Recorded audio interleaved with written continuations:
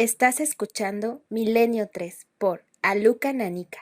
A las 8 de la noche con 44 minutos y 45 segundos del jueves 25 de octubre, un objeto cilíndrico luminoso pareciera caer en el cráter del volcán. Es tiempo real. Tomando en cuenta la altura del volcán, 5.500 metros sobre el nivel del mar, y considerando que el objeto se encuentre a la misma distancia que el volcán de la Cámara, los especialistas calculan que el objeto mide 1 kilómetro de largo por 200 metros de ancho. Buenas noches, amigos del misterio. La fotografía con la que solemos poner portada visual a esta especie de dossier con toda la actualidad, como toda esta temporada, se convierte en vídeo, en fotografías enlazadas. Por eso aumenta el misterio, porque en los días que corren hemos visto casi de todo, sobre todo por la globalización y la cantidad de filmaciones extrañas que luego en la inmensa mayoría suelen tener un resultado más o menos racional y nada extraño, y también, por qué no decirlo, por los fraudes constantes. Pero de momento, y hasta que se resuelva el enigma, lo ocurrido hace apenas una semana sobre el mítico volcán Popocatépetl nos deja, por eso empezamos con esta imagen, casi sin palabras. Popocatépetl, que significa monte que humea o monte llameante, está a unos 55 kilómetros al sureste de esa inmensa urbe, Ciudad de México. La cadena Televisa, una de las emisoras más importantes e influyentes del planeta, tiene una cámara fija que registra los movimientos de ese cono con glaciares perpetuos. ¿Por qué? Porque desde el pasado día 16 de abril ha entrado ese gran volcán en fase amarillo 3, cosa que, como su nombre indica, es bastante preocupante. La gran urbe mexicana está acostumbrada a vivir a la sombra del gigante, a la sombra de ese orificio del cual salen fumarolas, sobre todo desde 1993 hasta ahora. Tiene unos 730.000 años de historia, pero quizá lo ocurrido hace tan solo unos días sea de lo más extraño.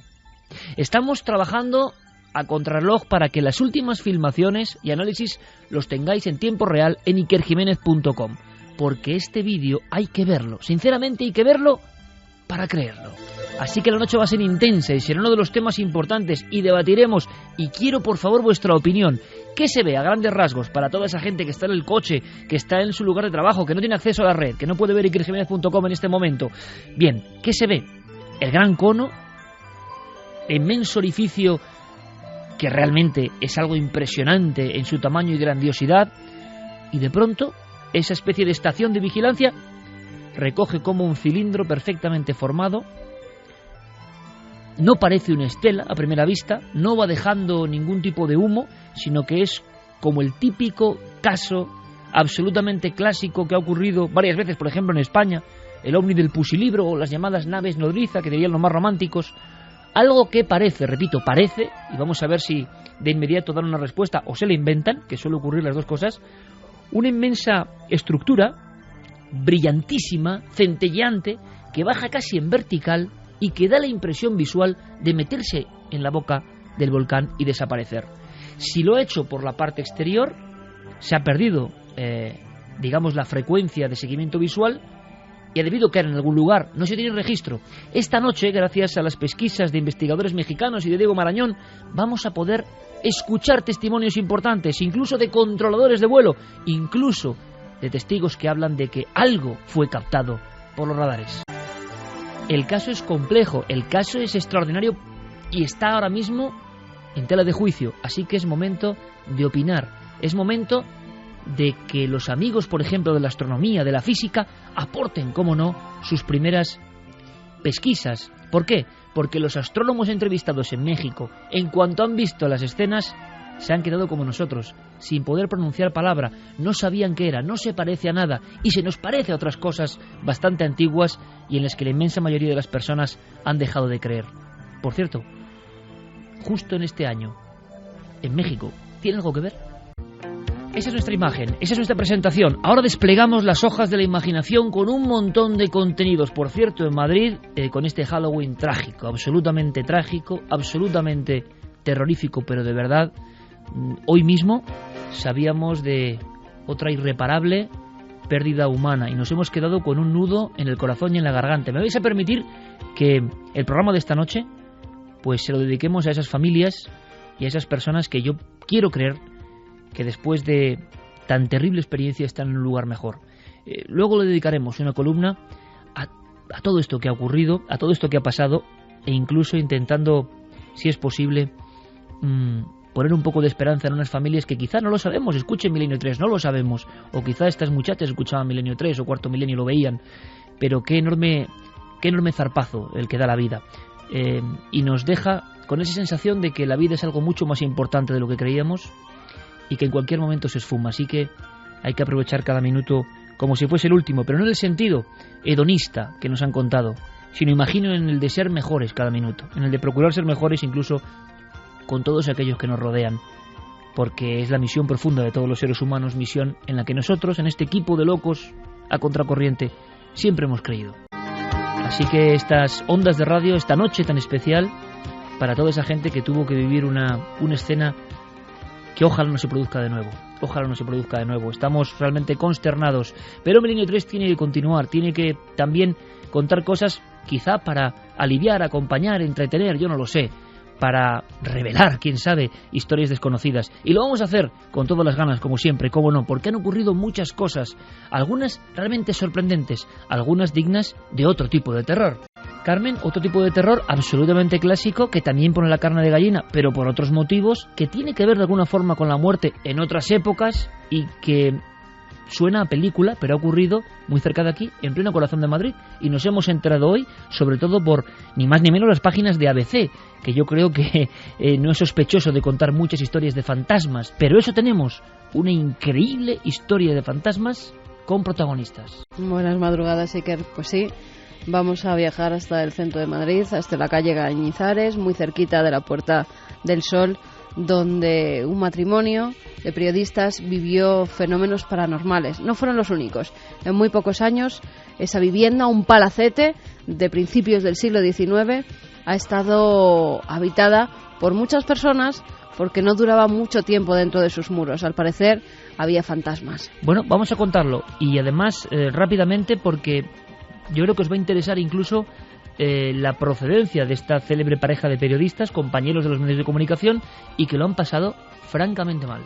El 2012, bueno, tenemos información de todo y claro, nos da la impresión de que los desastres continúan asolando el planeta. Yo decía lo de México y 2012 porque para los mexicanos, por lo menos para algunos, la sensación de que habrá señales en el cielo pues tiene que ver con este año absolutamente diferente a todos los demás.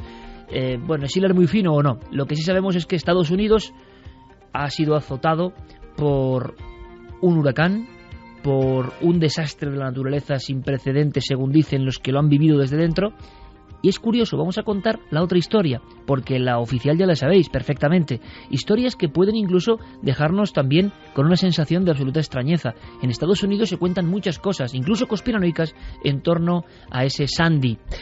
Santiago Camacho, bienvenido como siempre, buenas noches. Buenas noches, sí. Está ocurriendo, está pasando y lo vamos a contar simplemente. Pues sí, está pasando y en Estados Unidos se está dando otra versión de lo que sucedió, de lo que está sucediendo en realidad, porque las secuelas todavía están vivas con el huracán Sandy. Y vamos a contar muchas cosas, algunas grotescas, otras increíbles, otras inquietantes, porque van a surgir nombres: Obama, HAARP, extraterrestres, Dios. Todos estos términos tienen algo que ver con el Sandy, un huracán extraño hasta el punto de que ha sido único en la historia. ¿Sabías que ningún otro huracán en toda la historia registrada ha dejado nieve a su paso?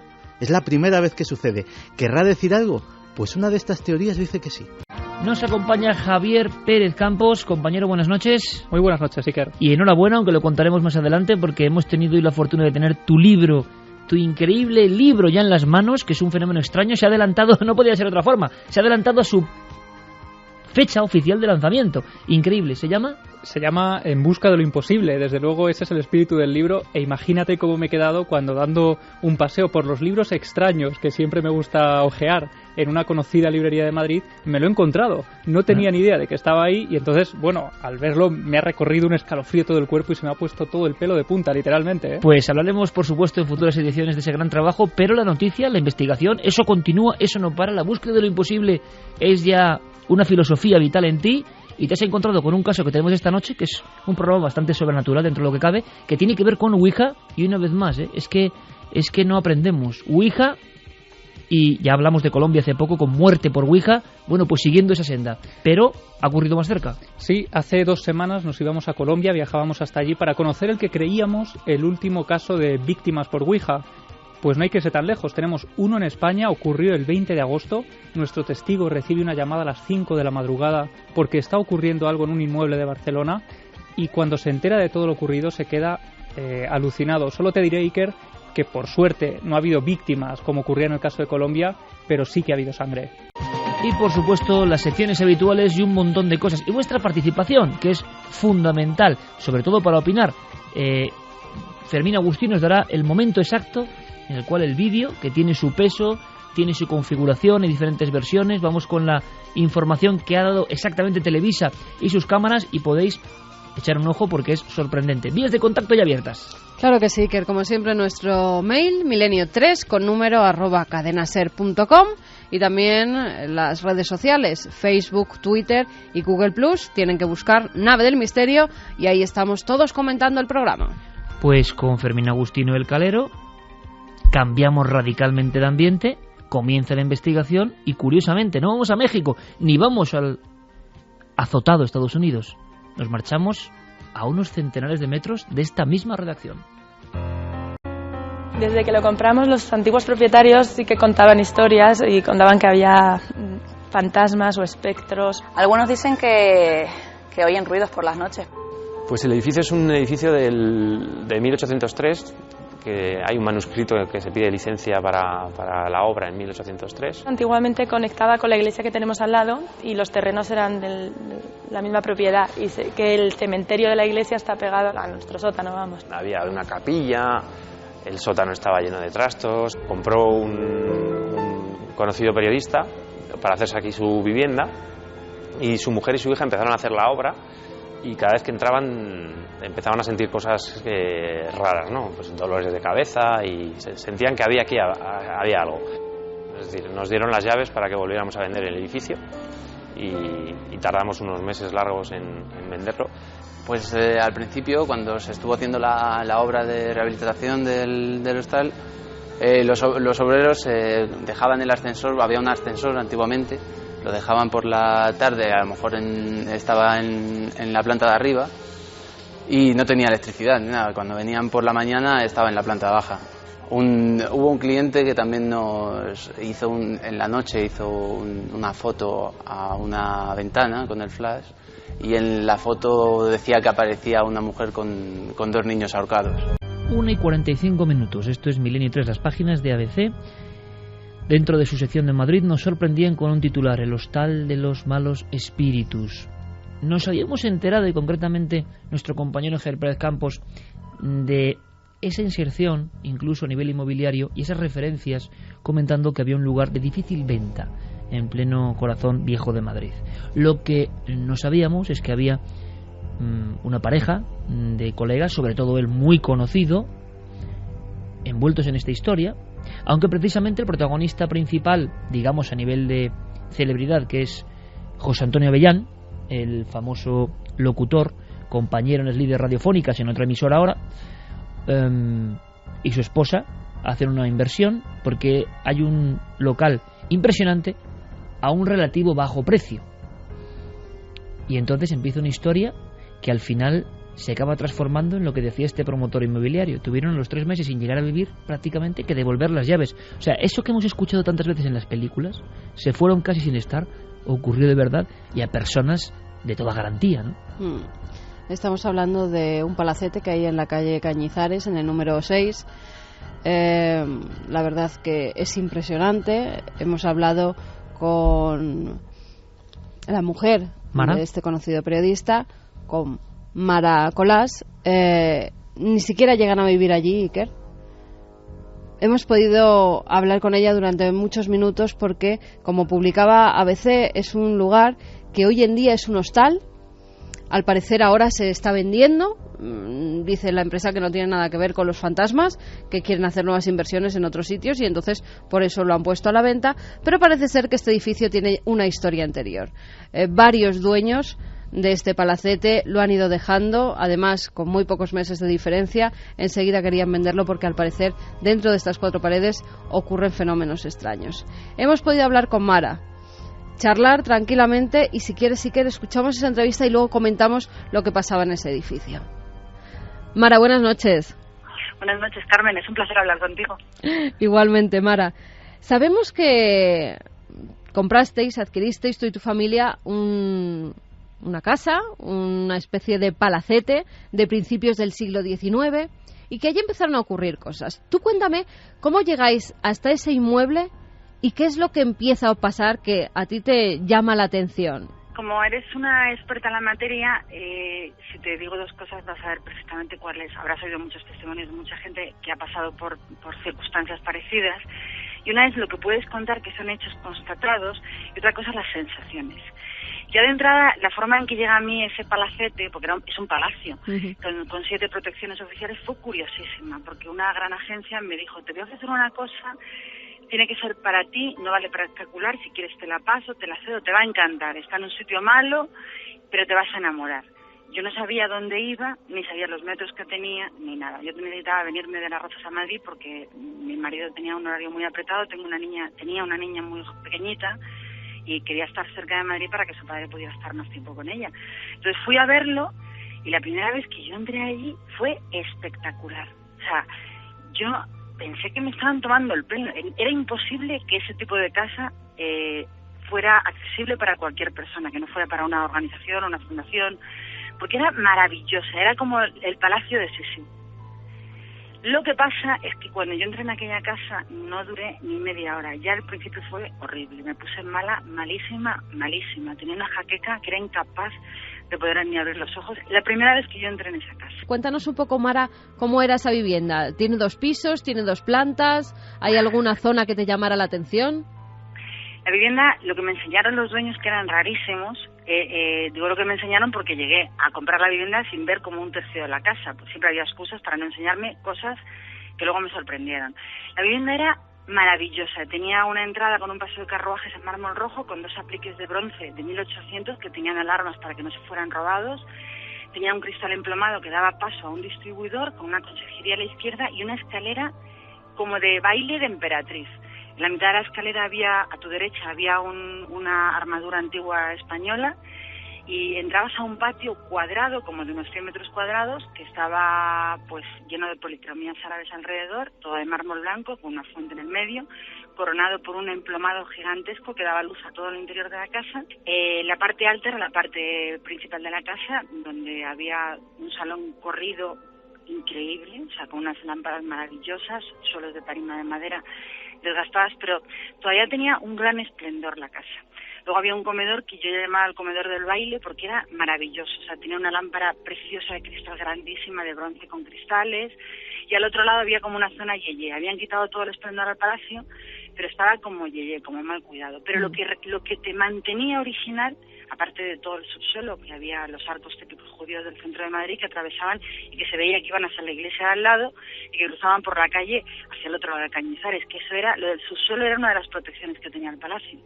Era increíble que eso pudiera. Yo pensaba, pero ¿cómo puedo acceder yo a esto? Si es algo increíble, era muy, muy singular. Claro, te llama la atención, ¿no? Que tanta belleza, un palacete tan grande de principios de siglo y el precio que no era tan caro como tú te esperabas. Eso ya te llama la atención, ¿no? Sí, a mí me dejó, es que no me lo podía creer, como no me lo puedo creer que tener tanta suerte. Pero no piensas que es por nada extraño que ocurra entre esas 4 paredes. No, lo extraño empezó poco a poco, pero vamos, en muy poco tiempo, porque yo lo tuve así con ilusión muy poquitos meses. ¿Lo adquieres y empiezan las obras? Lo compramos y los dueños anteriores intentan venderme los muebles, yo le digo que no a una serie de muebles que había de pan de oro, de no sé qué, entonces yo le compro varias cosas, muy pocas cosas. Lo curioso es que el día que yo firmo y me dan las llaves es el día que yo veo el resto de la casa y me doy cuenta que dejan los muebles que he comprado y todo lo demás. Pero todo lo demás como si los hubieran abducido. O sea, me dejan todos los muebles que me intentaban vender, me dejan ropa, enseres, armarios, maletas. O sea, la casa como si hubieran desaparecido los dueños abducidos. ¿Y entonces qué empiezas a hacer? Me imagino que Pues con yo... toda la ilusión del mundo, como cuando compramos una vivienda, quieres hacer obras, quieres ponerla a tu estilo. Empiezan las obras y empiezan a ocurrir los fenómenos. Efectivamente, es que los fenómenos empezaron desde el día 1. Lo que pasa es que yo no los relacionaba. O sea, yo empiezo a pensar que todo el mundo me está tocando todo. Entonces empiezo a hacer un baño arriba en una de las habitaciones que era de 3 metros de altura, con unas escayolas preciosas. Empiezo a habilitar un dormitorio con un cuarto de baño actualizado. Entonces pongo al hermano de mi hermana a organizar esa obra y yo creo que mi cuñado me está todo el día tocando todo abajo, porque yo le regaño y él me dice, yo no toco nada, yo no bajo abajo. Y hay un despacho que me dejan que da ese patio grande central, que tienen rejas perimetrales, que era el típico despacho de mueble antiguo como castellano pesadísimo, que cada butaca pesaba 200 kilos.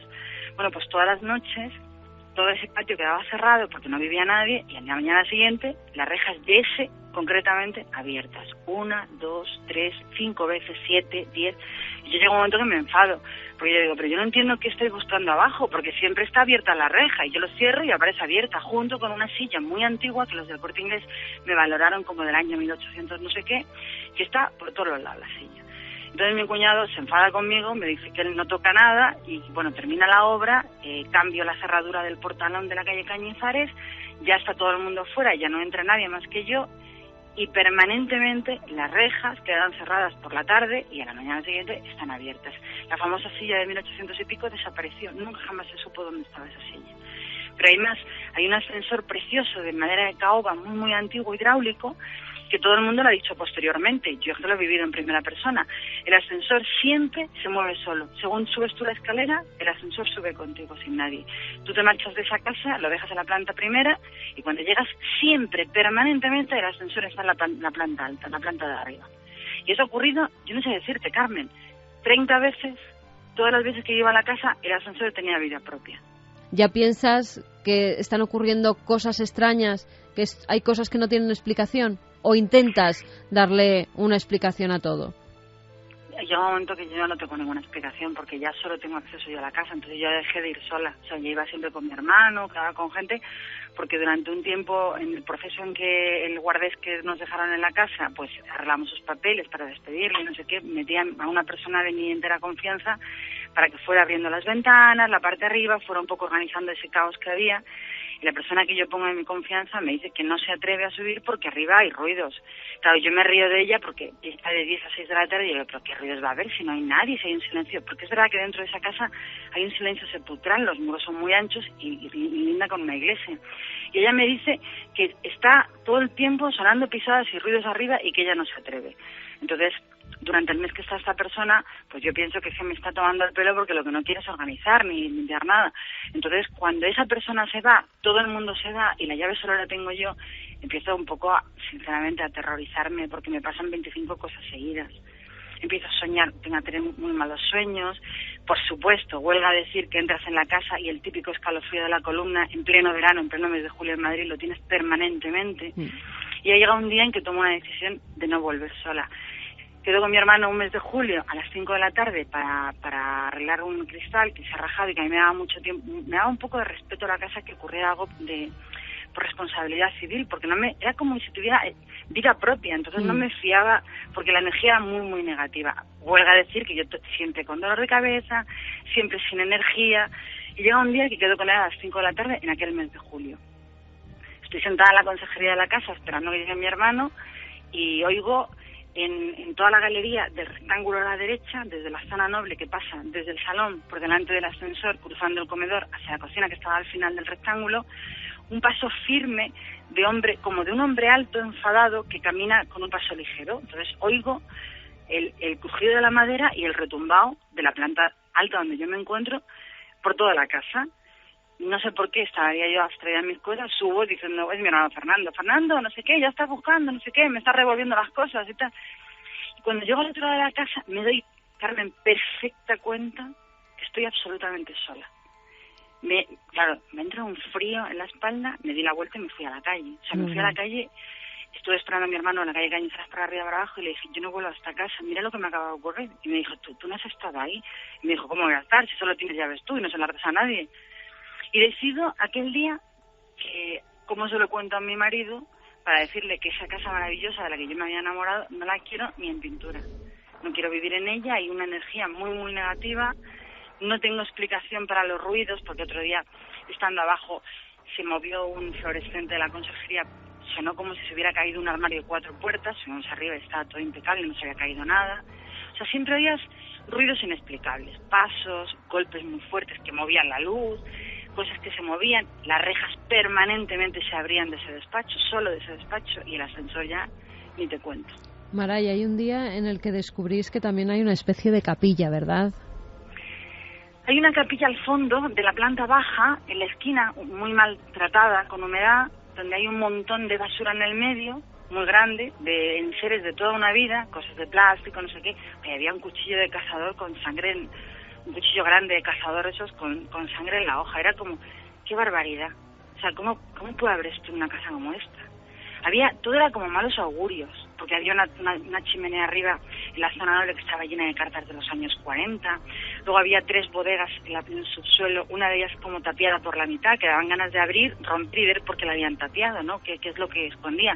Había una zona interior, que era un cuartito de estar, era un dormitorio y un aseo que estaba justo enfrente, en el rectángulo, enfrente a la calle Cañizares, que la parte interna de esas 3 cosas estaban bloqueadas con una puerta acorazada. Tenía 2 fichetes, una por cada lado. Entonces yo cuando cogí la casa y lo pude ver por vez primera, yo decía, ¿quién? Claro, no caí. Pero yo pensaba, ¿quién puede estar tan asustado en su propia casa para estar blindado en una zona con 2 fichetes? Con lo cual, Mara, ni siquiera entráis a vivir allí, ni siquiera pernoctáis una sola noche. Uy, no, yo le dije a mi marido que yo no quería nada de esa casa, que además que yo tenía la sensación que iba a acabar conmigo, yo tenía sueños horribles, yo decía, no, es que no quiero nada. De hecho, cuando la pongo en venta, no me quedo con nada es nada. Dejo los muebles, dejo todo. O sea, y la gente me decía, pero cógete la consola de pan de oro que has comprado. Y yo decía, no quiero nada de esa casa, está todo impregnado de malas vibraciones. Tú lo tomas como una casa con entidad propia, como si esa casa tuviera vida y no quería que nadie estuviera allí, que no movierais sus cosas, como si esos mismos muebles guardaran una historia oculta que no hemos podido averiguar, porque los de la propia agencia han estado investigando en qué era ese edificio y no han llegado tampoco a muchas conclusiones. No encontramos nada, por ejemplo, está desaparecido el registro de la casa desde 1803 hasta 1927, me parece que la compra un político madrileño. No sabemos nada de quién la habitó, por qué, se supone que se hizo sobre el campo santo de la iglesia de al lado, no tengo ni idea. Lo que sí tengo, claro, que esto suena, Carmen, esto suena a loca perdida. Yo no lo soy porque no soy ninguna experta en esa materia, nunca me ha pasado nada antes de la calle Cañizares y nunca después, estos últimos 10 años. Pero sí que la sensación cuando yo entraba ahí era como si 100 personas que te odian estuvieran mirando. O sea, la energía era tan negativa que por más que abrieras las ventanas yo me sentía como con aire pesadísimo. Te chupa la energía. Además, curiosamente, a mi hija Saray le pasaba lo mismo. Era chiquitita, entraba conmigo, no salía de la conserjería y tenía la pobrecita una sujeción, dolor de cabeza y yo le decía, vete a jugar, que hay muchas cosas. Y me decía, no mamá, que tiene mal rollo. Me decía, y era súper pequeñita entonces. Y siendo la niña pequeña, ella llegó, porque sabes que los niños son más intuitivos, que parece que ven otro mundo, que nosotros no podemos llegar a él, ya pasada una edad. ¿La niña te comentó en algún momento si veía algo, si había, no sé, sentido algo en esa vivienda? Fíjate que no, porque yo tenía a la pequeña, pero la pequeña no pasaba de la recepción, no quería entrar, nunca quiso entrar. Y yo le decía, pues vas a vivir aquí. Y me decía, ya verás cómo no. Mira. Y de ahí no la sacaba, con el ya verás cómo no. Oye, no se equivocó. Fíjate. Yo ya no quería vivir ahí, ni dormir ahí se quedó el baño nuevo, ahí se quedó todo. Qué listos son los niños. Qué listos son los niños. Hay una iglesia al lado donde, según publica ABC, allí al parecer mataron a 7 monjes y se utilizó también como refugio en la Guerra Civil Española. ¿Tú crees que tiene algo que ver o no lo relacionas? Yo tenía 2 sensaciones. Una sensación masculina muy, muy maligna, o sea, muy, muy cargada de hostilidad. Esa sensación de un hombre que te está siguiendo y te está mirando, o sea, es una sensación, yo no he visto nunca nada. O sea, yo solamente he visto objetos que se mueven, golpes, pisadas. yo no he visto jamás nada. Y luego otra de víctima femenina. Entonces tienes varias sensaciones. Yo no sé si eso tiene que ver con la guerra. A un hombre que compró la casa, me parece que en el 27, se la quitaron los milicianos y fue un refugio de milicianos que aprovecharon para matar a los monjes de al lado. Pero yo tengo la sensación de que el secreto de esa casa es anterior. De hecho, en el patio hay un sumidero, pues yo te diría de 50 o 60 por 60, que es una losa que levantes y de un sumidero que cae al subsuelo del Madrid antiguo, que recuerda que pasaban muchas aguas por abajo de Madrid, que estaba entero excavado. Pues una vez tiramos una piedra, hoy te asustaba. Y yo le decía a mi hermano, madre mía, qué barbaridad, tú ahí tiras a un niño entero y trae para abajo, o sea, y nadie lo encuentra nunca, porque era un sumidero brutalmente grande. Con lo cual, vete tú a saber los secretos y lo que esconde esa casa. Pues Mara Colás, mil gracias por tu testimonio, de verdad. Mil gracias, Mara. Carmen, un abrazo muy fuerte para ti y todos tus oyentes. 2 y 3 minutos de la noche. Esta era la conversación, fragmentos de alguna forma de una gran conversación que hemos colocado aquí entre dos mujeres que además con mucha complicidad han desarrollado una historia, sobre todo, claro, Mara Colás, que yo quiero felicitarle personalmente porque claro, es una profesional también del medio, sabe contar, pero cómo lo vivía, cómo lo transmitía, lo vivido. Mencionaba a su hija pequeña. Claro. Solo alguien que ha vivido esos fenómenos en primera persona puede contarlos como los ha contado. Además, una persona siendo colega, compañera de la radio, sabe perfectamente cómo describir los sucesos que han vivido. Sí, ella pero y su se familia. ve una verdad, es que la han pasado muy mal. Mencionaba a la niña pequeña que precisamente, yo no sé por qué, por cuestiones de horario no puedo seguir ese programa tan célebre que es La Voz, pero que participaba en el programa, creo, sí. la chica, una chica joven, que era pequeña en el momento que ocurre todo esto y que, claro, esto es y un que año hablaba 2001. Claro, y hablaba con su madre diciendo, verás cómo aquí no vamos a vivir. Pero luego hemos visto, por supuesto, de inmediato que os ha parecido. Quiero agradecerlo porque, en fin, hablamos de la esposa de José Antonio Avellán y buenos profesionales en el sentido de muy conocidos, muy célebres, no tienen nada que ganar con todo esto, indudablemente, y que siendo compañeros de otra emisora no hayan tenido ningún problema para atender nuestra llamada, pues de verdad nos alegra mucho, ¿no? Porque hay circunstancias en las cuales yo creo que las emisoras en ese aspecto son lo de menos, ¿no? Nos interesa saber, contar, y cuando hay un compañero o unos compañeros como en este caso, nos interesa doblemente porque sabemos que somos los primeros que nos solemos callar las cosas, sinceramente, porque nos debemos al público. ¿Cómo vamos a de repente contar una historia así? Claro, solo si es absolutamente verdad y te ha impactado, ¿no? Claro, hay más cosas. Primero hay un puzzle muy extraño de hechos y de situaciones. Estaba escuchando atentamente a Mara Colás y me estaba viendo a la mente de verdad la historia de Amityville, ¿no? La historia mucho más dramática en Amityville, indudablemente, pero donde hay una habitación roja, recordaréis, Santi, Javi, Carmen, una habitación tapiada, una habitación roja que luego se descubre que es una especie de sumidero que a un cementerio, no en este caso de monjes, de una cercana parroquia que hay en Madrid, en esa zona, una zona muy castiza donde ocurre esto, una zona, para los que no seáis de Madrid, muy especial, que ha cambiado con el tiempo, pero que en esencia sigue siendo lo mismo, y yo la he recorrido muchas veces por una circunstancia. En la calle Magdalena, muy cerca, estaba la Hemeroteca Nacional hace unos 15-20 años, cuando éramos muy asiduos visitantes, ¿no? Buscando recortes del misterio. Estaba allí, en la calle Magdalena, al lado de este lugar. Pero claro, en Amityville, por ejemplo, el sumidero grande que había en una habitación roja llevaba hasta un lugar donde los indios habían sido no aniquilados, sino peor todavía, puestos ahí a dejar a morir de alguna forma, ¿no? Y había habido una muerte agónica, decía la historia de Amityville, para algunos exagerada. Pero claro, esa sensación también contada e hilada de una presencia negativa, una historia que tiene que ver con la guerra civil. Sin embargo, hay que decir, objetivamente, no se ha descubierto que estén las tumbas de ese camposanto. Claro, estar cerca de la parroquia indica que eso puede ocurrir, ¿no? Pero se cree que parte del camposanto que está anexo a la iglesia puede estar casi muro con muro con lo que es este palacete, con lo que es esta vivienda. No se sabe hasta qué punto las tumbas pueden llegar a estar construidas justamente debajo del palacete. Es complicado buscar, porque yo sé que, y Mara me lo ha comentado a micrófono cerrado, que es cierto que han intentado buscar más historia de la casa y no han conseguido llegar a muchas cosas. Muchas veces porque los propios de la inmobiliaria han encontrado sí algunos planos y algunos documentos, pero no del todo. No han llegado a cerrar la historia 100%. O sea, no se sabe cuándo un propietario la adquiere, cuándo es vendida, si ha pasado algo, si ha habido un asesinato. No se tiene información de esa vivienda, con lo cual es todavía más extraño. A las 2:07, Fermín Agustí, compañero, buenas noches. Fermín. Buenas noches, Iker. Me comentabas simplemente porque ha habido una caída brutal de la web ikerjimenez.com por los accesos al mismo tiempo, que ya tenemos tanto en redes sociales como en la web los vídeos del volcán. Efectivamente, ha costado un poco subirlo a la web de ikerjimenez.com, pero me acaba de confirmar Guillermo León que ya se puede ver a través de la web y además de las redes sociales de Facebook, Twitter y Google+. Perfecto. Gracias, Fermín. El ovni, entre comillas, del Popocatépetl en tiempo real. Santi, Javi, ¿qué opináis? Porque hay otro elemento. Mira, yo he tenido sueños muy raros hoy precisamente. O sea, eso pasa y uno no lo puede controlar, ¿no? Sueños que te vienen, que te van, que seguramente para los más seguidores de la fisiología tienen que ver con algo que pasa en tu organismo, en tu pensamiento. A veces yo creo que no tiene nada que ver con nada de eso. Una imagen que te impacte, una historia que te impresione. Pero ¿cuántos testigos? Hay dos factores. La sensibilidad especial de las mujeres, no me cabe la menor duda. Si fuera Avellán el que claro, que vivió poco allí, o no vivió, claro, no le dio tiempo, claro. Que Mara era la que estaba constantemente pues viendo las obras que se estaban llevando a cabo. Imagínate si llegan a vivir y a dormir.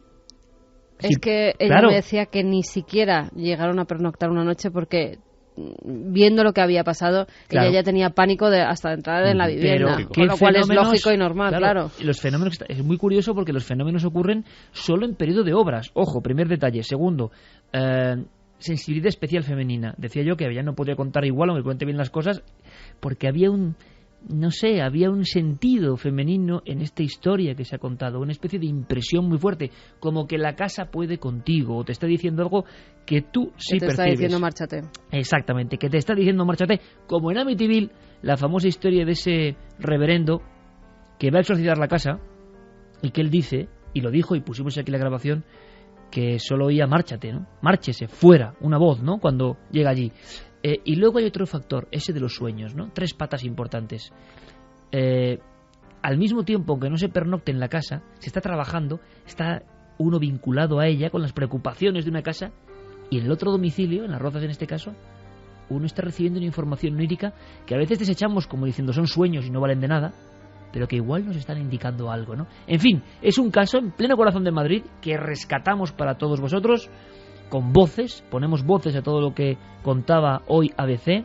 Nuestra obligación es, como no, Milenio 3, Cadena SER, contaros todo lo que está pasando y si es posible ser los primeros en contarlo y que lo disfrutéis o sobrecojáis. Elementos curiosísimos de historias que se repiten una y otra vez. Pues la verdad es que el caso es tan rico, es tan lleno de detalles, de matices, que se me han ocurrido tantas cosas que comentar que voy a tener que dosificarme. La primera, voy a empezar por lo que has sugerido tú, lo de los sueños. Mira, una de las lecturas de juventud que más me marcó fue precisamente la interpretación de los sueños de Freud. Y la tesis de Freud, que quien no se haya leído el libro es un poco denso, pero como está repleto de casos propios, de casos tratados en su consulta, pues eso lo hace más ameno y sobre todo te va demostrando la tesis que él quiere darte. Es muy curiosa y viene muy a cuento. Freud termina diciendo que básicamente los sueños se alimentan, la inmensa mayoría, de lo que ha percibido tu inconsciente en las últimas 24 o 48 horas. Cosas de las que no has sido ni siquiera consciente, que no han traspasado el umbral de la percepción, y sin embargo tus sentidos, no solo los 5 sentidos físicos, a lo mejor también otros sextos sentidos las han percibido, y probablemente esos sueños inquietantes, esos sueños que ella definía como horribles, que no quiero ni imaginarme en qué podrían consistir, pues después de pasar una jornada que a lo mejor, pues aparte de estos hechos inexplicables, pues ella estaba con sus obreros, pues con su cuñado, pues oye, lo que es una ama de casa que está preparándose un nuevo hogar, muy atareada, sobre todo un hogar de esas dimensiones y de esa envergadura.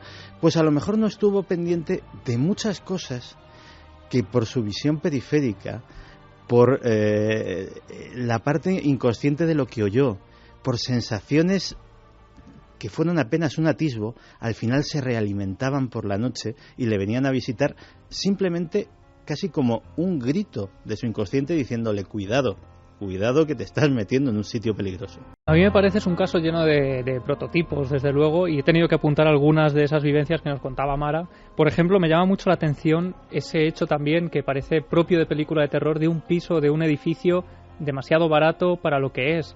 Eso clásico donde los hay. Y habitado por una familia bastante extraña, por lo que me comentaba.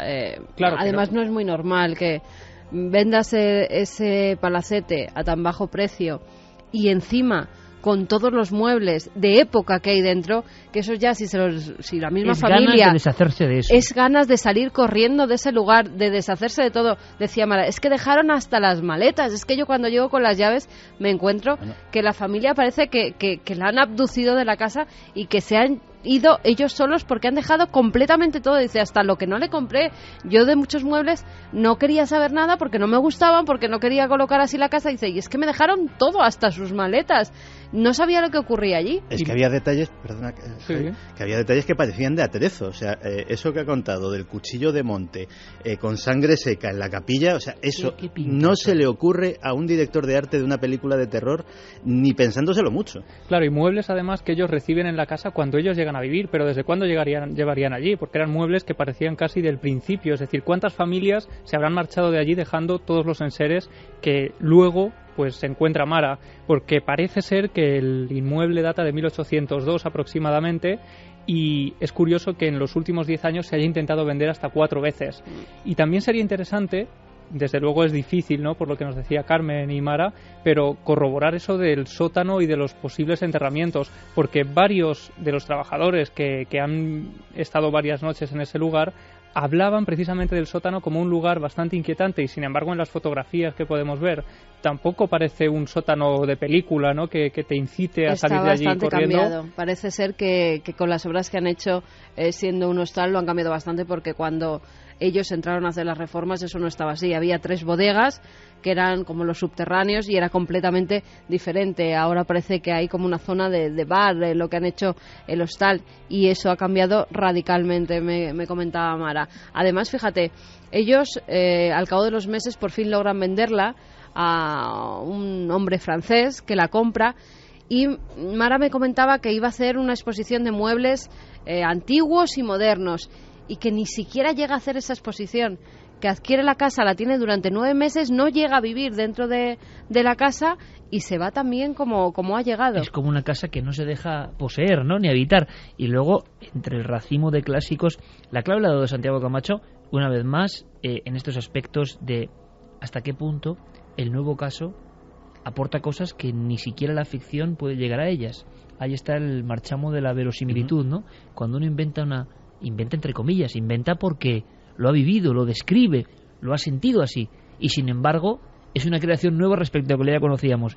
Pero hay elementos curiosísimos. Por ejemplo, dicen que cuando eso se transforma en hostal, los clientes ven a una mujer, otro arquetipo, vestida de blanco, que no es ninguna cliente, que la sorprenden vagando por alguna de las zonas comunes, y luego, sobre todo, que uno de los clientes, entre los muchos casos que comentan, incluso los promotores inmobiliarios, cosa que no es ninguna fama, también es curioso, no es ninguna fama para vender el caserón, a ver quién lo quiere ahora, ¿no?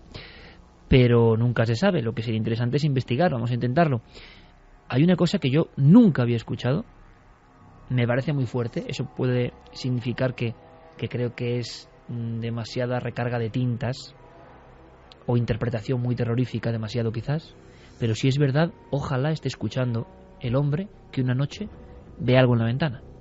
Está en el hostal, cliente que ve algo en la ventana. Tiene las agallas, entre comillas, para sacar la cámara fotográfica, según cuentan, y lanzar una imagen. Y lo que aparece es una mujer y 2 niños ahorcados. Esto puede sonar muy impactante. ¡Qué miedo! Pero no parece muy lógico. O sea, es decir, nunca hemos escuchado nada parecido, y si ocurre, si es una interpretación del fotógrafo en sí, sería muy interesante que se pusiera en contacto, porque es el eco de Milenio tan grande que sabemos que a quien sea le va a llegar, que estamos hablando de esto. Nos gustaría mucho, ¿no? Yo creo que fue por error y que luego lo viene en la fotografía. O sea, no lo ve en visión directa, aparece después. Exactamente. Como cuando tú vas a un hotel, haces una fotografía a la habitación para tener un recuerdo, para mandársela a tus amigos, para lo que quieras. Y en esa ventana, reflejado, asegura que aparece pues lo que has descrito, una mujer, al parecer ahorcada, con 2 niños que también están colgados de una soga. Que es mucho decir, ¿no? Te decir, es un detalle, una cosa es una figura, una nebulosa, pero una cosa tan definida. Pues Mara me decía que ellos no vieron nada. Pero tiene muy claro que el día de las pisadas es una presencia masculina, llega a definir eso, ¿no? Sí. Por la forma de pisar. Sí. Mira, y luego Mara ha introducido ha sugerido otra cosa que a mí me parece muy interesante comentar, que es cuando hablaba de este sumidero donde uno podía haber echado cualquier cosa. Sonaba el espinazo del diablo, vamos. Sí, mira, yo hace muchos años estaba visitando las Highlands, estaba visitando Escocia, y claro, pues iba de mansión encantada en mansión encantada, y ya claro, al enésimo castillo encantado, a la enésima mansión gigantesca de tal o cual clan, que tenía media docena de fantasmas, pues ya le dije a mi acompañante, digo, bueno, ¿aquí qué pasa? O sea, que de verdad tenéis un fantasma en cada casa. Y claro, me hizo una reflexión que no se me olvidará hasta ahora. Dice, mira, nosotros ahora, tú, yo, tú en Madrid, pues yo en Glasgow, vivimos en casas pues de 50, de 100, de 200, de 400 metros cuadrados. Perfecto. Y eso es una casa que está en una ciudad, que tiene vecinos, que es un chalet adosado, que es una... Esto es una casa que tiene 4.000 metros cuadrados. Y esto, aparte de ser muy grande, en aquella época daba impunidad. En estos muros, durante todos estos siglos, aquí ha pasado de todo. Y nadie fuera de estos muros se ha enterado jamás de lo que sucedía. Y eso es lo que diferencia una de esas grandes mansiones, que realmente con nuestra vida urbana o incluso rural de hoy en día, no nos podemos imaginar lo que era vivir en un entorno enorme, completamente cerrado, completamente aislado del mundo, donde las personas muchas veces, sobre todo si pillaban a un cabeza de familia que fuera especialmente tiránico, etcétera, etcétera, podían vivir en un mundo prisionero. Exacto, encerrados en su propio mundo.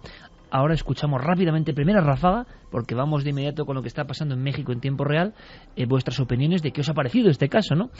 Nuestra obligación era hablar con los protagonistas. Pero lo dice muy bien Santi, la sensación de que ya han pasado cosas. Viendo el aspecto del lugar, hemos visto fotografías e imágenes del lugar ya remozado, pero la propia distribución suena a palacete donde, no sé, o han ocurrido cosas raras, o muy de logia extraña, no sé, suena algo que no acaba de entenderse. Tenían que y un tener poco oculto, ¿no? Mucho miedo, como comentaba Mara, los dueños anteriores, para tener una especie de búnker dentro de su propia casa. Porque eso parecía que era para defenderse de algo, pero ¿de qué? Hombre, pero si es una habitación, puede ser una habitación del pánico, ¿no? Ya, pero una habitación del pánico en un palacete que tiene rejas, que tiene alarmas, con 2 puertas como de las blindadas de banco, de esas que son acorazadas, mucho miedo tienen que tener, o algo de mucho valor tenían que tener dentro para que hubiera esa habitación sellada en la que no se podía casi acceder. Además, otra cosa, ¿por qué a Mara no la enseñan 1/3 de la casa antes de comprarla? Había 1/3 de la casa que no conocía, como comentaba ella en la entrevista. Pero era la capilla luego. Era parte de la capilla, sí. ¿Qué dice nuestro público? Repetimos vías de contacto porque también va a ser interesante la opinión, la perspicacia, detectives de Milenio 3, por supuesto, en torno a la siguiente imagen que va a copar la actualidad, que es la de el ovni sobre el volcán Popocatépetl hace apenas una semana. Pues repetimos las vías de contacto, milenio3 con número @cadenaser.com y la nave del misterio, tanto en Facebook como en Twitter como en Google+. Johnny decía, con razón los dueños anteriores le hicieron el regalo, entre comillas, a la pobre incauta. Pablo dice, estoy flipando, la casa de los fenómenos extraños de la que están hablando en Milenio 3 es el Hostal Katz y yo pasé una noche allí en 2010. Pues sí, exactamente. ¿Y notó algo? Ese hostal. Bueno, pues se lo preguntamos desde aquí. Pablo Somoano, ¿notaste algo? Al parecer no, porque si no lo hubiera comentado. Ha flipado ahora cuando hemos dicho el sitio y lo ha visto, eso es. Pedro Abeja dice, me juego el cuello a que después de esto el hostal se llena de gente y se les quitan las ganas de venderlo. Bueno, hay mucha gente que está diciendo que qué hostal es para no ir. O sea que no sé si es publicidad o no es publicidad. Duben dice, yo conozco ese hotel y es verdad. Está a la venta el hotel. El hotel está ahora mismo a la Por venta eso. por más de 6 millones de euros. Creo que lo tengo aquí, en el ABC lo publicaban, 6.380.000 euros. Es lo que vale hoy en día el hostal. Sergio dice, donde hubo muerte siempre quedará el rastro de ese alma. Borja Fernández, ahora la gente al escuchar esto quiere ir, pero el historiador, ¿por qué no ha ido antes? Supuestamente un palacete de Madrid lo deberían conocer. Pino en las Exacto, nubes dice, pienso lo mismo, ¿eh? La niña percibió algo, raro era que no. Mario Leonardo dice, mi prima en Tordesillas tenía fenómenos parecidos y vamos, duró en la casa un mes, no volvió a pisar en ella ni en broma, vaya miedo. Ibrid dice que con un edificio así tan fantasmagórico, en Inglaterra se hace el agosto montando un hotel encantado. Juan Miguel, que por Dios, esa casa es de película. Fran Ojeda Sí, lo dice, que ocurre es que luego haces ¿cómo decirlo? Industrializas como todo el fenómeno y estoy seguro que el fenómeno no aparece. Es como si vamos nosotros con 20.000 cámaras, 40.000 sensores, si el misterio le da igual, el misterio igual está ahí, lo que sea, porque quiere asustar a esa gente en concreto, no a nosotros, o a no lo mejor mostrarse. así pasa. Sí, pero es que puede ser, pero la sensación general es que el misterio tiene sus leyes que nosotros no conocemos. Y suena muy atractivo y muy fácil. Vamos a ver los fantasmas, que es lo que mucha gente de inmediato, ¡y qué emoción! La mayoría de las veces te encuentras con nada. Van y no pasa nada. Ah, bueno, pero si es que aquí no había fantasmas, vaya. Como si esto fuese... Hemos hecho el mundo como un parque temático. Compras tu entrada y quieres tu recibo, y eso no es así. Con el misterio, desde luego, no. Aparece cuando quiere, a quien quiere y por algo. Cuando uno va con otras intenciones, parece que cambia el panorama de juego, ¿no? Y no quiere decir por eso que no exista. Fran Ojeda decía con la descripción de Mara que se ha enamorado del palacete. Madre mía, con un palacio así me esforzaría por llegar a un trato justo con los fantasmas, que hay sitio para todos, opinaba Elkin. Y es que la verdad es que es maravilloso, o sea, por las fotos que estamos viendo, y creo que antes era todavía más bonito, que ahora ya remozado pues ha perdido un poco de encanto, pero que antes era todavía mucho más pero bello. Qué bonito, esto ha salido, yo creo que esto es estar a la última, y es lo que queremos hacer este año, ¿no? Y espero que estéis disfrutando con nosotros, ¿no? Contar lo que está ocurriendo, lo que está pasando, así que quiero felicitar al equipo, en concreto a Javi por la gestión y a ti, Carmen, por esa complicidad, ¿no? Con esta mujer que se ha portado tan bien. Por eso, pero de verdad que nos ha parecido un momento muy bonito de radio, momento sobrecogedor también, y hemos querido contarlo para todos vosotros. Vamos rápidamente con toda la información que sobrevuela, nunca mejor dicho, el mundo. Algo flota sobre el mundo, que decía Carlos Murciano. Noel, volvemos al mundo cósmico, volvemos a esa gran tinaja humeante en mitad de México, porque algo está pasando. Popocatépetl llevaba varios días tranquilos hasta ayer por la tarde, cuando registró una fuerte exhalación. Pero tras la exhalación se registró algo que no sé qué sea, no sé cómo explicarlo. Vamos a verlo juntos. Miren lo que cae en el cráter. Esta es la exhalación y luego es esto. 2:25, perfectamente descrito, y además, como ya llevo unos minutos en redes sociales, Nave del Misterio, lo sabéis, nuestra única línea oficial, la única que tenemos como programa, y a nivel personal Carmen y yo, porque luego los compañeros tienen sus vías de contacto como siempre, y como es lógico y lícito, pero nosotros tenemos esa con Guillermo León en la cabeza, Nave del Misterio, en todas las redes sociales, ikerjimenez.com.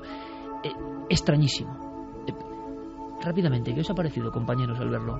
No, la imagen es impresionante. O sea, yo pocas veces había visto, sobre todo con el marchamo de autenticidad, es decir, esto procede de una cadena de televisión absolutamente profesional, que se la juega y evidentemente no va a cometer ningún tipo de fraude, y la verdad es que es inexplicable. O sea, es absolutamente de momento. inexplicable. Atención, que estoy seguro los ultra escépticos y las personas más incrédulas y los que quieren que siempre, no los que sanamente quieren saber la verdad, ojo, que yo también que la quiero saber, estarán ya maquinando a ver qué ya ha pasado, porque a una astrónoma mexicana importante, bueno, será una estela, será un cometa, cuando se ve la imagen, cuando ya ve la filmación, no sabe ni qué decir, porque lo que se percibe es un objeto cerrado en sí mismo, un objeto acabado, un objeto fusiforme, no una estela, una raya.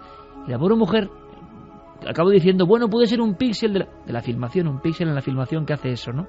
Eso una me recuerda, no hace esas cosas. Eso me recuerda a tantos casos que era la raya en el negativo, ¿no? No hay otra forma de Mira, decirlo. desde México nos escribía Mariano Ernesto Fernández Espinosa, y dice, déjenme decirles que hasta ahora no se ha dado una explicación satisfactoria de este caso en México. Se ha analizado el vídeo por una persona de la Universidad Nacional Autónoma de México. En una semana no tiene solución de momento. Pero no ha podido decir nada claro acerca del fenómeno, solamente comentó que podía ser parte de la imagen, pero yo lo dudo porque no es la primera vez que sucede algo así en mi país. Un abrazo a todos los milenarios. Atención con el dossier que trae Santi Camacho, ¿eh? Siempre con la faltriquera llena de sorpresas. A mí, ahí fuera me ha dejado, como digo, bueno, caramba, esto había pasado ya en ese volcán, lo va a contar Santi. Javier, a grandes rasgos, flash de la imagen. Carmen, ¿qué os parece? Pues es una filmación tan perfecta que al principio, cuando la ves en imagen, cuesta hasta creer cuando que sea la ves auténtica. en una imagen parada dices, claro, no me lo creo. Claro, pero cuando ves el vídeo, bueno, si es una falsificación, claro, hecha por Televisa, desde luego es imposible plantear esa hipótesis. Ahora están diciendo que si un fallo de la cámara... Y si lo es, será un escándalo, claro. Claro, sí. Pero y lo que llama la atención a mí personalmente, por lo menos, porque bueno, estamos acostumbrados a ver un todo fallo, tipo permíteme, Javi, un fallo de la cámara y el objeto da la impresión de que se mete perfectamente en la boca del volcán, ¿no? No, claro. No va Bueno, por un también lado. puede ser un efecto óptico, Sí, porque bueno. puede caer a un lado del volcán o a otro lado. Pero que sí, pero parece hay que una va perfectamente centrado. Hay una caldero, sí. fumarola de humo alrededor del cráter.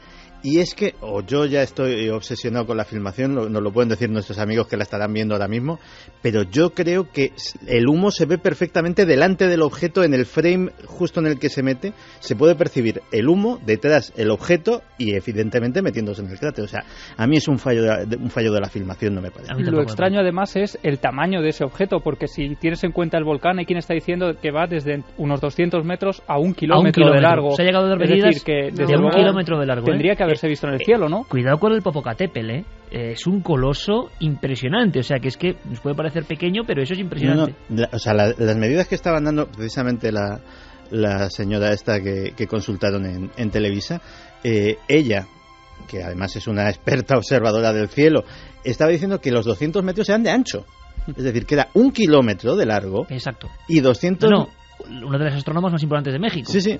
Y 200 metros de diámetro del cilindro. O sea, dices... Claro, ¿y de dónde viene ese objeto? Se han apuntado ya a todo tipo de teorías. Ni siquiera se dice en algunas que venga del cielo, sino que puede haber surgido del mismo caldero del volcán. Y haya vuelto a caer. Exactamente. La lava que haya surgido se haya elevado de tal forma que en el aire se haya solidificado algo más y parezca que cae otra vez al volcán. Apasionantes teorías, sobre todo porque hay teorías de todo tipo. Ha habido muchas fumarolas y actividad volcánica, la última, y tengo los datos, concretamente el 25 de diciembre del 2005, explosión y olas de lava que llegan a 4 metros de altura, y desde luego nunca había pasado que uno se convierta en un cilindro, ¿no? Así que estamos con un misterio, tendrá que tener una solución. Sí, ¿o y no? de todas formas también otra teoría que apuntaban, una especie de meteorito que cayera justamente, es que, vamos, si hacemos probabilidad es casi imposible, Santi, porque claro, una cámara filmando en un trípode, porque vemos que es una imagen fija, están filmando cómo entra en erupción el volcán y de repente esa especie de pieza vertical, ¿no? Que cae directamente perfectamente dentro. cerrada, no es que veas algo abierto que suelta estela, no parece, para entendernos, no parece muy natural, no parece algo geológico, parece más bien un claro, cilindro manufacturado, no sé. Es que hay que hacerse, teniendo en cuenta esas dimensiones, parece que cae como a cámara lenta. No, o sea, teniendo ese tamaño cae muy deprisa. Hay mucha velocidad. Si eso fuera un objeto físico, o por lo menos, y aquí es donde me voy a poner un poco más aventurado, si eso fuese un objeto que obedeciese las leyes físicas convencionales, de entrada, esa famosa fumarola de humo se hubiese desplazado por el propio desplazamiento del objeto. La caída hubiese ocasionado... Una explosión brutal. O sea, la energía cinética de un objeto de ese tamaño cayendo a esa velocidad, la que genera es muy gorda. O sea, que es otra cosa. Es otra cosa. O sea, yo no dudo que el objeto esté ahí, ni dudo de la filmación. Primero, pero que no se comporta como un objeto físico convencional, también te lo digo. Como el profundo misterio de los ovnis, si es que es esto y no es una gran falsificación, nos enteramos dentro de... Bueno, que será un escándalo para Televisa. Era muy interesante el corte que nos enviaba Diego Marañón de cómo se quedaba el propio presentador de los informativos. Esto no sé bien qué es. Y siguen una semana después sin saberlo. Al parecer, Diego Marañón, el autor de este seguimiento, nuestro detective de los misterios. Diego, buenas noches, compañero. Hola, Iker, ¿qué tal estamos? Bueno, pues en México imagino que noticia, no sé si del año, pero desde luego por ahí anda, porque más impactante que estas imágenes sobre el volcán sagrado, imposible. Sí, desde luego ¿Qué se sabe en este momento? Se habla incluso de psicosis social en los diarios de México. Lo que estabais escuchando al principio, el corte que hemos oído, era el periodista Joaquín López Dóriga, que es el conductor del informativo nocturno principal de Televisa, uno de los más seguidos, uno de los más importantes de México. Esa emisión era del pasado viernes 26 de octubre. Ellos consiguieron las imágenes 24 horas antes, pero comentaban que ante el asombro de lo que habían visto, decidieron primero tomarse un tiempo para consultarlo con la mayor cantidad de expertos posibles y no emitirlo hasta que de alguna manera los expertos autentificasen las imágenes o del asombro que tenían en el cuerpo, fraude. claro. Efectivamente. Los medios mexicanos, se hicieron eco inmediatamente de esa noticia. La red social Twitter, ardió literalmente. Fue una de las piezas más difundidas del informativo. Lo que se ve, Iker, es lo que habéis descrito, una especie de cuerpo cilíndrico, según ellos dicen, porque hay quien ha dicho que se observa una especie de brillo central en la imagen, una sombra. Es curioso lo que comentabais, que la explicación esta de que fuera una saturación de los píxeles de la cámara es algo que los propios técnicos de Televisa, los propios realizadores de la imagen han desmentido, han quitado esa posibilidad de circulación. Pero enseguida el astrónomo, por si acaso, lo decía. Sí, que es una cosa que es muy curiosa, ¿no? Sí, ellos mismos, los realizadores, decían que eso, si era una saturación de píxeles, era la primera saturación de píxeles que veían de ese tipo. Se aprende mucho con estos acontecimientos, Diego, y ahora vamos a ir escuchando algunos cortes a los que has accedido y que son interesantísimos. Lo vais a escuchar, incluso controladores aéreos de la zona.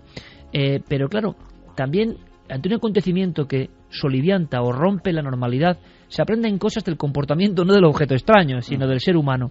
Y la astrónoma, como ve que no sabe por dónde coger el cilindro, dice aquello de, es como si yo me pongo a hablar de, no sé, de partículas subatómicas o de genética profunda, ¿no? Sí. Para explicar algo. Dices, hombre, no, pregúnteselo al experto concreto, ¿no? Y hay otro corte glorioso que no sé si habéis escuchado, creo que no está seleccionado, pero que dice que es espectacular. Sobre todo porque cae, pero que sería más espectacular si surgiera de abajo hacia arriba. Bueno, pues habrá que decirle a esta astrónoma que los amigos de los intraterrestres y todas las teorías de vida bajo tierra, en fin, tienen para un rato. Ahora, también es verdad que el impacto de eso, Santi, ha dado la clave también. Es que no puede. Primero, un cilindro de ese tamaño cayendo en la boca del volcán, tenían que haberlo visto millones de personas. Son 3 fotogramas, pero vaya 3 fotogramas. Es que es un misterio fuerte. Claro, lo que yo no sé es en tiempo real a qué se corresponden esos 3 fotogramas. Es decir, lo ponían luego y no es tan rápido como se puede imaginar, no es tan centelleante, ¿eh? O sea, eso, incluso en los informativos de México, me he preocupado de ir viendo las imágenes y, ya está en tiempo real. Se veía perfectamente, no va tampoco a una velocidad increíble y lo que vemos es un destello de lo que ha caído, ¿no?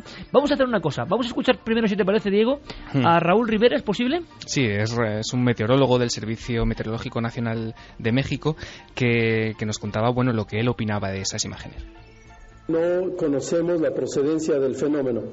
Es simplemente un objeto que no conocemos su constitución, no sabemos de qué es. Lo que sabemos es obviamente que llega desde la atmósfera alta, tiene un impacto, pero ese impacto tampoco se ve reflejado en las imágenes de satélite o en este momento en las fotografías web. Fotografías, no, filmaciones que, repito, tenéis en ikerjimenez.com y en Nave del Misterio, en Facebook, en Twitter y en todas estas cosas. Vamos a ver, dice este hombre, este meteorólogo, que llega de la alta atmósfera. Ya contradice la teoría de aquellos que aseguran que es la propia lava solidificada, digamos, en una recaída, ¿no? Claro, el problema que hay con esto, o el principal obstáculo que ponían los que se oponían a esa teoría, era que el objeto de alguna manera no tenía fuerza de estar rozando contra el calor del volcán, ¿no? No se veía ningún tipo de estela ni de fuerza que erosionase, digamos, el objeto. Con lo cual, esta opinión de Raúl Rivera, que es meteorólogo, pues yo creo que hay que tenerla bastante en cuenta. Vamos a hacer una cosa que es muy importante en este momento. Por aquí estamos, sinceramente, un poco nubilados viendo la filmación, porque es lo más raro. ¿Por qué? Por el tipo de objeto. En España reconocemos algunos casos similares, sobre todo el del pusilibro, polémico donde los haya también, fotografiado desde la ciudad de Huesca, aparentemente, un cilindro gigantesco pero rojizo, allá por final de los 70. Bien, pero una investigadora mexicana, y tú lo reenvías, ha conseguido algo que sí es muy interesante, por parte de profesionales, ¿no? Sí, se trata de Ana Luisa Cid, que es ufóloga investigadora de ovnis en México, que colabora con algunas revistas en España. Ella ha entrevistado a un controlador aéreo del Aeropuerto Internacional de la Ciudad de México, a Enrique Colbeck, que, por ejemplo, confiesa que 4 días antes de esta filmación se detectó una especie de eco en el radar durante 7 segundos. Si quieres lo escuchamos. Yo lo que me pasó el día 21 a las 0:50 más o menos, la madrugada del 21, apareció un eco primario sobre el volcán. Y entonces estamos en abocarnos en conseguir la grabación para tener el hecho. ¿Hay alguien que pueda volar ahí? No, nadie, eso está prohibido. Es más, en mi vida, tengo ya bastantes años en México, y en mi vida había visto un eco primario sobre el cono del volcán. Esta fue la primera vez, duró como 5, 6, 7 segundos, y después ya el radar le da el tratamiento de pérdida, le dio un vector, se movía hacia el suroeste, lo detecta justamente sobre el volcán, después alejándose al suroeste del volcán, y ya le pone el puntito y lo elimina, y así pasó. Pero en ese momento que yo acababa de pasar 2 aviones a la siguiente sección, a la siguiente fracción de control, y entonces lo vi de inmediato. Por eso es que fue muy fortuito, duró muy poco y sí lo vi aparecer ahí. Entonces inmediatamente le pregunté a los demás que estaban en la pantalla, en sus pantallas, si habían visto el eco primario, y todos me dijeron que sí. Hombre, nos parece de verdad de película, pero Enrique Colbeck, este controlador aéreo de uno de los lugares de tránsito aéreo más importantes del planeta, un nódulo esencial, distingue y dice que nunca había ocurrido un eco primario sobre la boca del volcán. Claro, y además esto ocurre el día 21, Iker, pero incluso antes, el 11 de octubre, el propio presentador de este noticiero, Joaquín López Dóriga, daba a conocer esta actividad del volcán, y de repente, mientras estaban conectando en directo, aparecían otros 2 objetos luminosos que se movían rápidamente, uno en la parte superior de la pantalla y el otro hacia la mitad, ambos de izquierda a derecha, y también se quedaban con la mosca detrás de la oreja, porque tampoco es muy habitual, y de hecho luego escucharemos cómo el tráfico aéreo encima del volcán está bastante limitado. Enrique Colbeck, Iker, descarta que se tratase de una nube del volcán. No tiene nada que ver con una nube de carácter que hubiera tirado el volcán en ese momento, hubiera exhalado en ese momento, porque la actividad máxima que se fue recurrente hasta este momento fue a las 00, alguna hora antes, y ahí tenía afectado un espacio aéreo de 24 o de 25 hasta 28,000 pies hacia el eco, hacia el este, y hasta hasta unas 120 millas de afectación. Entonces estábamos moviendo tráfico al norte de esa trayectoria y al sur de la trayectoria para que no hubiera problema. Entonces fue bastante significativo por ese hecho. Y ahí también teníamos el radar meteorológico, y no había ninguna nubosidad que registrar el radar meteorológico de nosotros sobre el volcán. 2:40 en tiempo real y en conexión con todo el mundo, como ocurre ya. Necesitamos opinión de meteorólogos, de astrónomos, de físicos, de geólogos. Todos podéis participar porque queremos saber más. Es una de las filmaciones, no nos cabe duda ninguno, más intrigantes de los últimos tiempos. Ocurre en pleno 2012, en pleno mes de noviembre ya, final de octubre mejor dicho. Y en este año tan clave, imagino que todo está lleno de significado y simbolismo para algunos.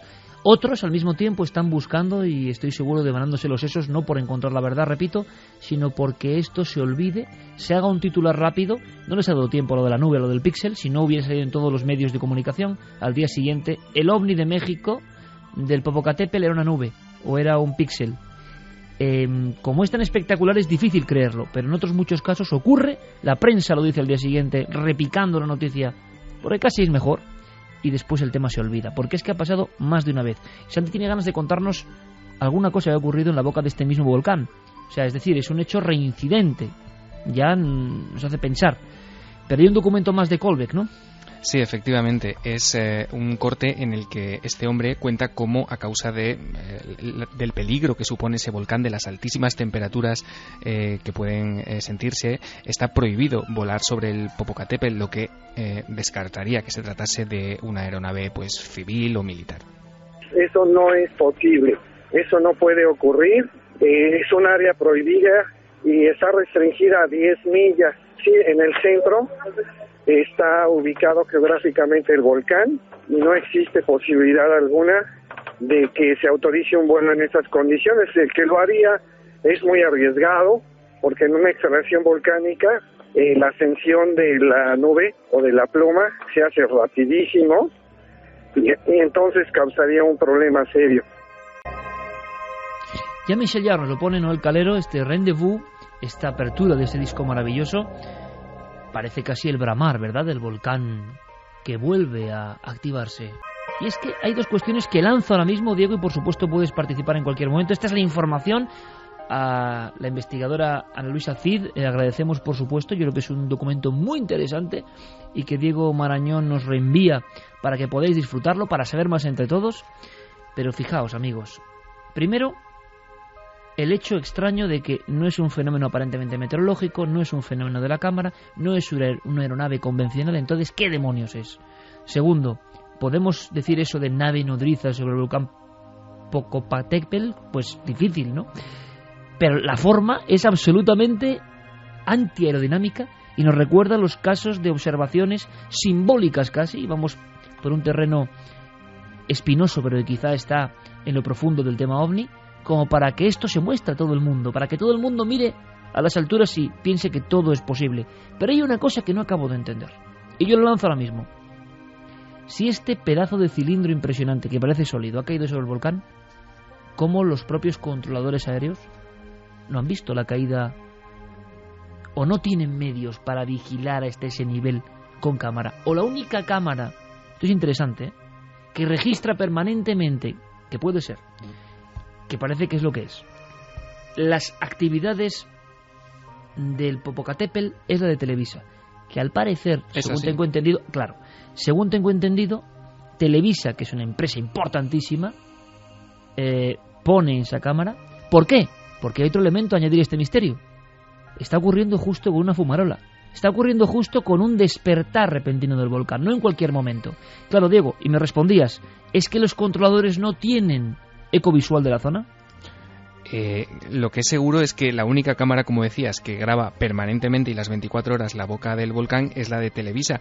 La tienen situada en un cerro cercano, que es el cerro Alzomoni, y lo tienen allí porque cuando se producen estas actividades, estas exhalaciones de lava del volcán, es desde donde ellos, es el único lugar desde donde se pueden grabar esas fumarolas de humo y ese emerger continuo de... Es como una cámara de vigilancia por si acaso, ¿no? Efectivamente. Vale, pero ¿cómo es posible que un objeto, yo ahora de abogado del diablo, de tal envergadura y tamaño, por ejemplo, no tengamos más registros?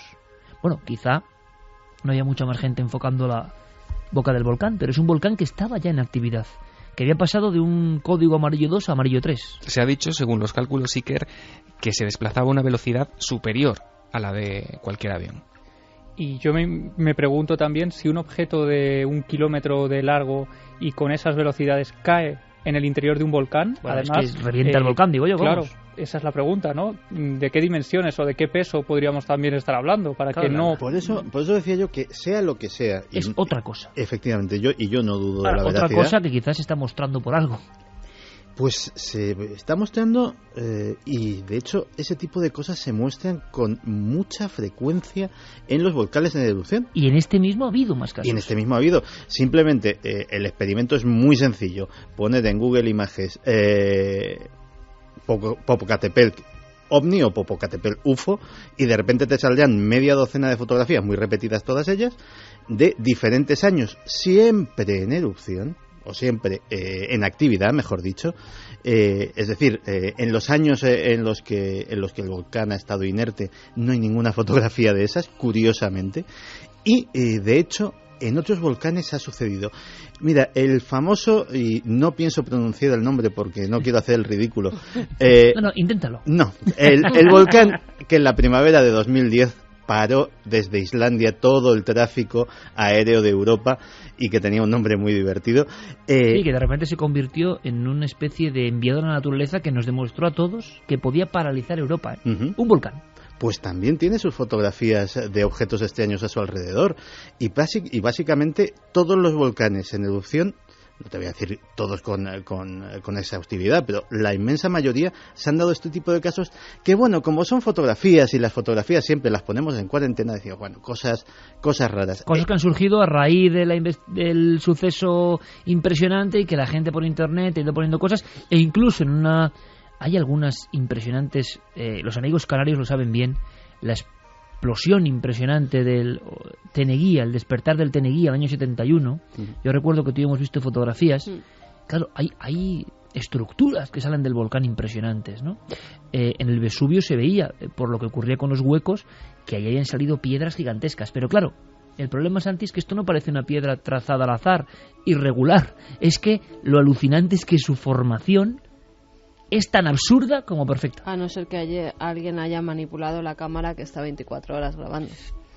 Porque a mí una cámara que no está controlada ya por una persona que está allí en ese momento grabándolo, ya me escama. Oye, qué interesante, porque aquí abrimos otra opción, la del posible sabotaje, pero yo si es alguien de verdad, algún cámara de Televisa que estaba grabando allí con su trípode con esto, vale. Diego, pero la cámara una está cámara más solitaria, fija, ¿no? 24 horas allí, sí, que alguien puede acceder, porque si es un cerro y han podido colocar ahí una cámara y se sabe y han podido acceder. ¿Pero cómo accedes a la imagen?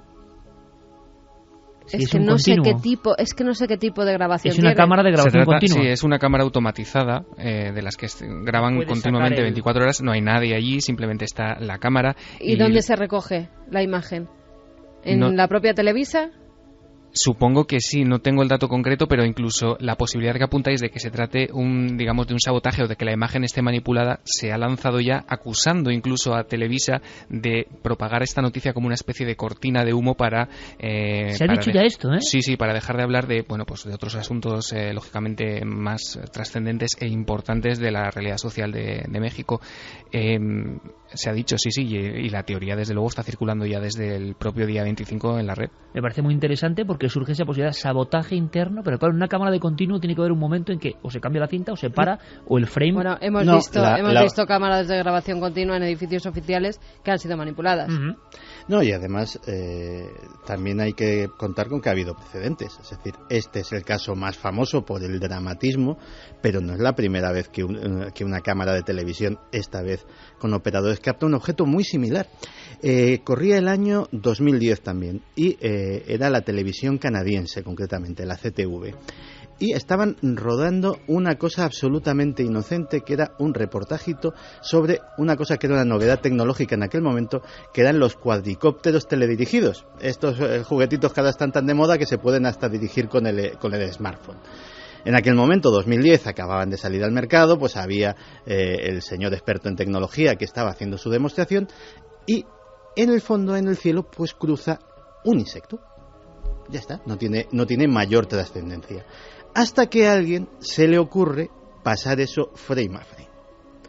Y cuando se pasa esa imagen frame a frame, lo que se descubre es que se trata de un objeto que ocupa como 10 grados de arco en el cielo, o sea, gigantesco, fusiforme, de forma de cigarro puro, que cruza a toda velocidad y que se sabe perfectamente que es un insecto. ¿Por qué? Porque pasa por detrás de las cabezas de las dos personas que estaban en el plano en ese momento. Y entonces dice, ¿qué ha captado esa cámara? Que se ve, se ve a simple vista, se ve algo que cruza el cielo, pero que lo primero que piensas, porque no piensas en lo imposible, es que ha sido un insecto pasando a toda pastilla. Pero desde luego no era. Y luego, en los últimos días, concretamente en Kentucky, un objeto de esa misma condición, es decir, un objeto luminoso, fusiforme, estuvo un par de horas, dicen, en el cielo y fue grabado durante esas horas por un astrónomo aficionado que se llama Allen Eplin, cuya grabación también se puede acceder a través de la red a ella. Y lo que muchos incluso en Estados Unidos ya dicen que el ovni de Kentucky se metió en el Popocatépetl. Hay unos días de diferencia, ya es hilar muy fino, pero las semejanzas entre ambos objetos es tal que efectivamente es fácil hacer esa Nos esa recuerda consideración. todo esto, Santiago, Javier, Carmen, a los famosísimos ROTS, ya perdidos un poco en el tiempo. El fenómeno surge, tiene raíces con México. Y claro, la impresión es de algo más biológico, ¿no? Que tiene como antenitas o patitas, y para algunos han sido siempre insectos con determinado movimiento y que generan un aspecto como de bastoncillos, por eso el nombre de rod, bastoncillos. Claro, pero esto o es un rod muy bueno o parece realmente muy grande. Ahora, ¿cómo es posible que el tamaño... Claro, el tamaño aparente es que pasa por debajo del volcán y se pierde, por lo tanto está a esa distancia. Si no, pasaría por delante de la cámara y sería mucho más pequeño. Es curioso, Iker, que quizá, y te lo digo porque he estado esta semana siguiendo un poco los diarios de México, los menos sorprendidos son los habitantes de la propia región y los que les pillan más cerca ese volcán. Por ejemplo, el diario Cambio contaba que los habitantes de la localidad de Metepec se lo tomaban como algo bastante natural porque afirmaban que la presencia de ruidos, de luces, es constante en la región, sobre todo desde 1994, cuando para ellos, desde ese punto, es absolutamente habitual y vamos, se lo toman como algo bastante cotidiano. A mí me mosca que no haya testimonios claro, de gente de los pueblos de alrededor que no hayan visto caer hay dos objeto. Cosas, esa falta de testimonios que nos asombra, pero por otro lado, la velocidad del objeto que parece que se oculta, ¿no? Que eso también es un poco como intrigante, ¿no? Parece que se esconde de algo. Lo que decía Carmen, no hay testimonios, no han salido personas que atestiguen haber visualizado esto. Un objeto tan gigantesco, claro. Se tenía que oír algo o que ver algo. Diego, ¿hay información sobre ello o no? No la hay. Simplemente no se ha recogido, ya te digo, este diario Cambio se desplazó hacia la zona de Metepec y estuvo haciendo, digamos, una especie de sondeo entre los habitantes. Ellos vieron las imágenes y, bueno, dijeron que eso era bastante habitual, pero no hay, digamos, un testimonio gráfico o audiovisual que podamos escuchar. ¿Eso o es que el objeto lo hizo muy rápido? Porque son apenas nada, no sé qué tiempo, apenas un segundo, ¿no? Hay otra cámara, hay otra posibilidad de que hubiera aparecido, ya te adelanto que no aparece nada en esa otra filmación, recogida por otra cámara, creo que esta pertenecía al Servicio Meteorológico de México, pero esa cámara no graba, digamos, de manera continua, sino a intervalos. Es la típica cámara que graba frame, a lo mejor pasan 2 segundos y te pilla otro frame. Entonces y en esa no sale el objeto, se contrastó, ¿no? El mismo día, a la misma hora, en esa otra cámara no aparece absolutamente nada y la posibilidad que apuntaban era o que bien se tratase de un fallo de la cámara principal, quiero decir, de lo que hemos visto, o que la segunda cámara hubiese pasado el objeto en ese intervalo en el que no hay grabación. Claro, porque es menos de un segundo, pero esto es un misterio enorme que tiene posible conspiración, posible falsificación, posible objeto real. Algo pasa en ese volcán. Impresión brutal en todo México. 2012, o sea, en fin, una cuestión prácticamente de novela. La sensación que tenemos es de que esto está ocurriendo ahora mismo y que seguramente en un tiempo, bueno, pues tengamos una situación quizá de resolución. Es raro que en una semana, también lo digo, es muy raro que en una semana no hayan dado, ¿verdad?, con el veredicto científico racional. Siempre pasa menos tiempo. O sea que el caso debe ser más complicado de lo que nos parece. ¿Qué dice nuestro público? ¿Ellos tienen alguna opción? ¿Alguna solución? Pues mira, por ejemplo, Juan Álvarez dice, ¿y no podría ser algún tipo de rayo láser o algo parecido lanzado desde un satélite militar? Borja le contesta, un rayo láser disparado a un volcán aparte que eso no tiene nada de láser. Pero interesante también, porque parece algo de eso también, ¿no? Algo físico, pero que al mismo tiempo de una tecnología desconocida. José María dice, no se comporta como un objeto físico, sin embargo tiene sombra.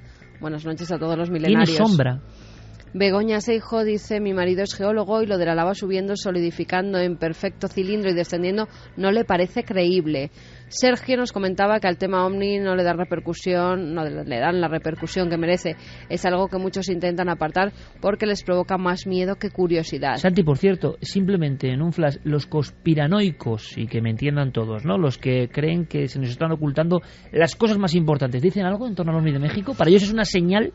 ¿Lo vinculan al 2012? No, de momento, curiosamente, fuera de los medios de habla hispana, la cosa ha tenido muy poca trascendencia y ya te digo, en los ámbitos ufológicos de Estados Unidos sí, y de hecho lo vinculaban con lo que era la sensación de la semana pasada, que era el famoso ovni de Kentucky del que te he hablado hasta ahora, pero desde luego a nadie se le ha ocurrido esa hilazón con el 2012. Hay dos cuestiones, simplemente para seguir escuchando los mensajes. Si esto lo saca un tipo, con todos mis respetos, de Metepec o de donde sea, por cierto, Metepec, el lugar, son las casualidades, ¿no?, donde ocurrió el extraño incidente aquel del simio extraño, semi-extraterrestre para algunos y mono deforme y deformado es profeso para otros, ¿no? Y parece evidente. Allí ocurrió, en Metepec. Recuerdo que el doctor Botella, que analizó personalmente ese ser, nos lo contó, lo tenía muy claro, ¿no? Se anunció en todo el mundo como el extraño ser de Metepec. Y el doctor Botella, que de esto sabe un rato y es uno de los forenses más importantes de España, decía que era un simio curioso pero deformado. Ocurre justo a las faldas del volcán, también es curioso, pero si lo hace alguien a nivel particular, no te lo crees por lo increíble. Si lo hace Televisa es grave que sea un fraude, ¿eh?